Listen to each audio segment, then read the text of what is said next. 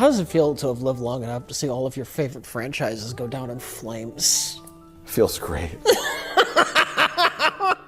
Who knew that Kevin Smith stored all of his writing talent in his fat rolls? And to make matters worse, he looks like he's on the Charlie Sheen diet. Can someone get Kevin a turkey sandwich or something? The guy is looking more like Skeletor than actual Skeletor. Hit the subscribe button. This channel is going places, so you'd be wise to jump on Daddy Maddox's big, huge subscriber base. I know what you were thinking. Get your mind out of the gutter anyway. Imagine rebooting the Powerpuff Girls and killing them all off in the first episode. And then in comes the Powerpuff Boys. Yeah, that would never happen, would it? The OG fans would be rightfully furious. Now, if Kevin Smith really wanted to be stunning and brave, he should put an end to Jay and Silent Bob to make way for the new characters Jada and Silent Bethany. That would be just the stunningly and bravest thing I'll ever see. And by the way, the reason why Silent Bob was such a good character is because it forced Kevin Smith to shut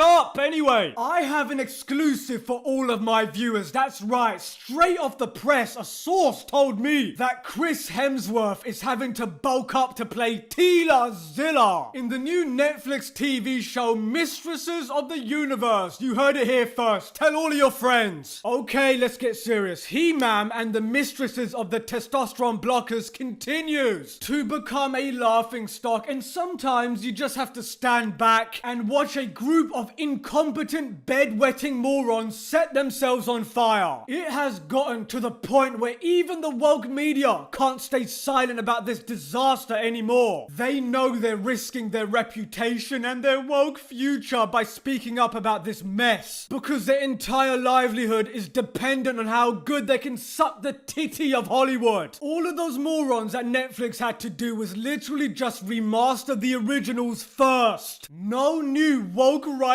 just animating. If they named this new show She-Man and the Mistresses of the Universe, that might have just worked. I don't think I would have cared if the story revolved around different characters each season, if they just made it clear up front. Anyway, quick reminder in case you've forgotten, the revelation in the title of the show is when He-Man and his friends get woke. He-Man is like, I have the power, and then Netflix is like, whoa, hold up, stop right there. Sorry, He-Man, you're cancelled.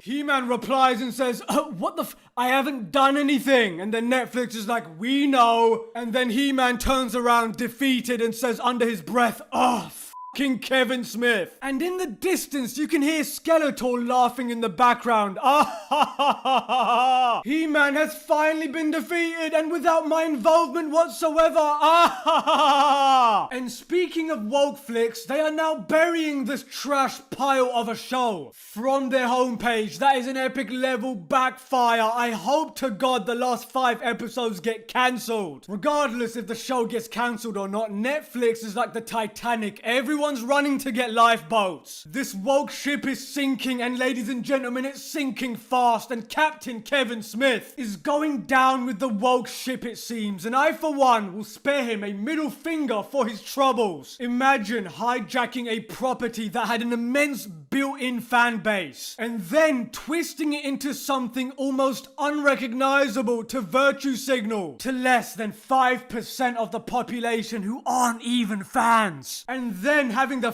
fucking nerve to complain that it's the original fans' fault for it bombing so bad. Unreal. Anyway, our boy Kevin went completely off the grid. He hasn't said a word since the backlash from season 1. Maybe Karen Smith has overdosed on that copium at last and can't handle going online anymore. But the real reason he's been silent for several days is because his wife's boyfriend told him to stop crying and knock it off. It's almost as if the far lefties have a documented history of using useful idiots like Kevin Smith and then throwing them away when they've served their purpose in destroying our beloved movies and TV shows. But I digress. Brave Kevin Smith ran away. He bravely ran away. He couldn't take his lick like a man, so he turned around and tucked his tail and ran. Brave Kevin Smith bravely ran away. So stunningly and brave. See, he fulfilled his contractual obligations. That means he's done talking about it. It was never more than a mercenary job for him. He doesn't want to deal with the repercussions anymore. If you do some research, you would know that Kevin Smith does this with every failed project that he's ever done. He goes on the offensive and blames others and then cries and goes into hiding and goes for another project until the heat dies down. The entertainment industry is like,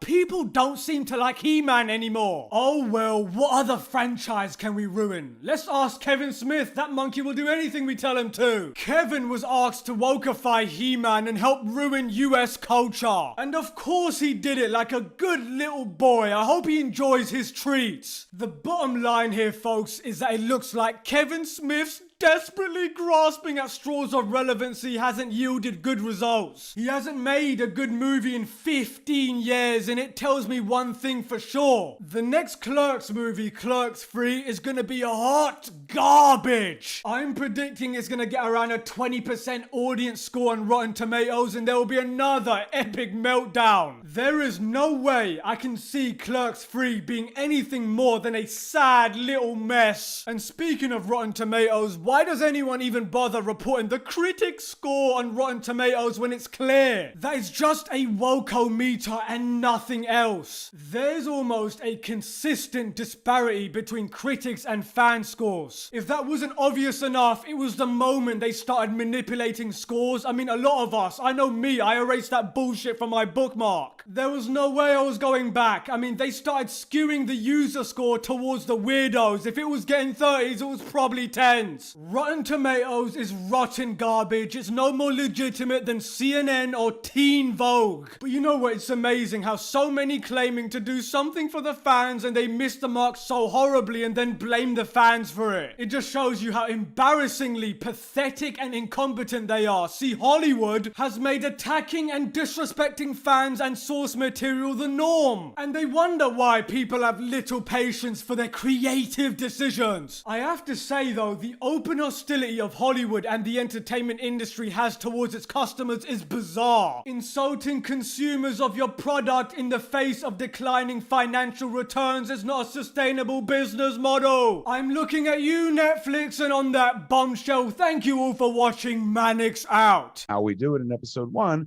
is he gives his life. He sacrifices his life. Now, I've been accused of lying for saying that I'm like, He-Man does no stepping aside. If He-Man giving his life for the entire universe is stepping aside, then Tony Stark stepped aside. Jesus Christ stepped aside. Like, it's a messianic moment. And if you follow, classic literature, the hero's arc, like, bless you, it's where the hero has to go. Eventually, you have to sacrifice your life for some greater cause than